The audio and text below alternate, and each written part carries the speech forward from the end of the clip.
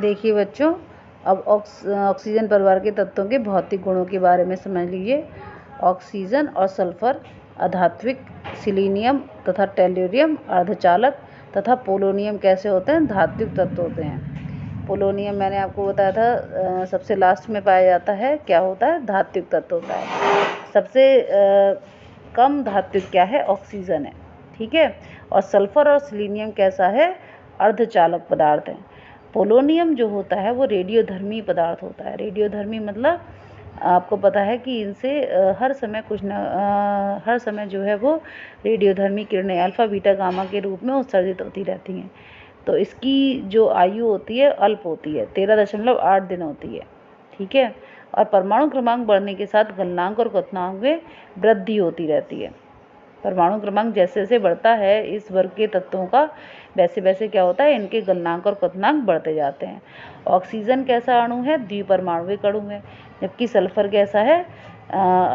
बहुपरमाणुविक अणु है। अभी मैंने आपको बताया था कि सल्फर के एक अणु में 8 परमाणु जो है वो विद्यमान रहते हैं, एसिड के रूप में रहता है। यदि आप इसके रासायनिक गुणों की बात करें तो देखिए, जो रासायनिक गुण है वो किस प्रकार से ऑक्सीकरण अवस्थाएं और रासायनिक क्रियाशीलता में प्रवृत्तियां समझ लीजिए। ऑक्सीजन जो है इसकी ऑक्सीकरण अवस्था कितनी कितनी हो सकती हैं? -2, -1, +1, +2 हो सकती हैं। ठीक है।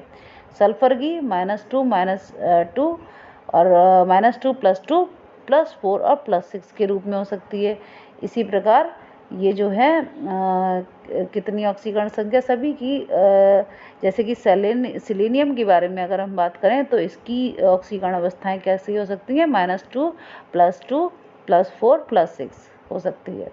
टेल्यूरियम की -2 +2 +4 +6 ऑक्सीकरण अवस्था पाई जाती है और पोलोनियम की +2 और +4 ऑक्सीकरण अवस्थाएं पाई जाती हैं। जो +4 ऑक्सीकरण अवस्था होती है वास्तव में +6 की तुलना में ज़्यादा स्थायी होती है। क्यों होती है? क्योंकि ऐसा जो है अक्रिय युग्म प्रभाव के कारण होता है। ठीक है। तो +4 जो ऑक्सीकरण अवस्था है वो ज़्यादा स्थायी होती है इन कंपैरिजन टू +6। इसके अतिरिक्त ऑक्सीजन का असामान्य व्यवहार, इसे आप समझ लीजिए। क्या होता है? छोटा आकार, उच्च विद्युत ऋणात्मकता होती है इसकी और डी कक्षकों की अनुपस्थिति होती है। ऑक्सीजन का आकार कैसा होता है? छोटा होता है। सबसे पहला तत्व है अपने ग्रुप का, है ना? तो सबसे छोटा आकार है इसका। इसकी विद्युत ऋणात्मकता क्या होती है? अपने ग्रुप के तत्वों की तुलना में सबसे ज़्यादा होती है और इसमें डी कक्षक नहीं पाए जाते हैं। इसी के कारण ऑक्सीजन असामान्य व्यवहार प्रदर्शित करता है। डी कक्षकों की अनुपस्थिति के कारण ही जो इसकी सहसंयोजकताएं होती हैं 4 तक सीमित होती हैं। कहाँ तक सीमित होती है? 4 तक, क्योंकि इसमें डी कक्षक नहीं पाए जाते हैं। इसके अतिरिक्त हाइड्रोजन के प्रति क्रियाशीलता देखिए। ऑक्सीजन परिवार के तत्वों की हाइड्रोजन के प्रति क्रियाशीलता क्या है ये समझ लीजिए। H2O में प्रबल हाइड्रोजन बॉन्डिंग पाई जाती है।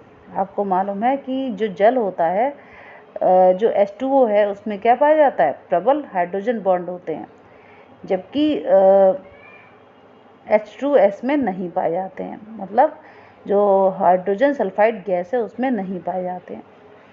ठीक है। मतलब H2O इसीलिए कैसा होता है? वो द्रव के रूप में होता है और H2S कैसी होती है? गैस के रूप में। क्यों होती है? क्योंकि H2O में हाइड्रोजन बॉन्डिंग पाई जाती है H2O के मॉलिक्यूल्स के बीच में, इसीलिए वो किस रूप में हो जाता है? द्रव के रूप में परिवर्तित हो जाता है। लेकिन H2S में नहीं पाई जाती है हाइड्रोजन बॉन्डिंग, इसीलिए वो किस तरह की भौतिक अवस्था को प्रदर्शित करता है? गैसियस भौतिक अवस्था को। इसी प्रकार जो है 16 वर्ग के सभी तत्व हाइड्रोजन से संयोग करके क्या बनाते हैं? H2E प्रकार के यौगिक हाइड्राइड बनाते हैं। H2E प्रकार, ई से क्या मतलब है? सल्फर, सेलेनियम, टेल्यूरियम, पोलोनियम, ये है। ठीक है। तो जो वर्ग 16 के सभी तत्व होते हैं वो क्या बनाते हैं? हाइड्राइड बनाते हैं। किससे संयोग करके? हाइड्रोजन से संयोग करके। जैसा कि आप जानते हो H2S बनता है, इसी प्रकार से H2Se बनेगा, H2Te बनेगा, H2PO बनेगा। तो ये किस प्रकार के हाइड्राइड है? H2E प्रकार के हाइड्राइड है। अच्छा, जो H2O होता है वो उदासीन होता है, जबकि दूसरे हाइड्राइड कैसे होते हैं? अम्लीय प्रकृति के होते हैं। H2O कैसा होता है, लेकिन उदासीन प्रकृति का होता है। और अम्लीयता का गुण जो है वो निम्न क्रम में बढ़ता है। देखिए कैसे बढ़ता है अम्लीयता का गुण।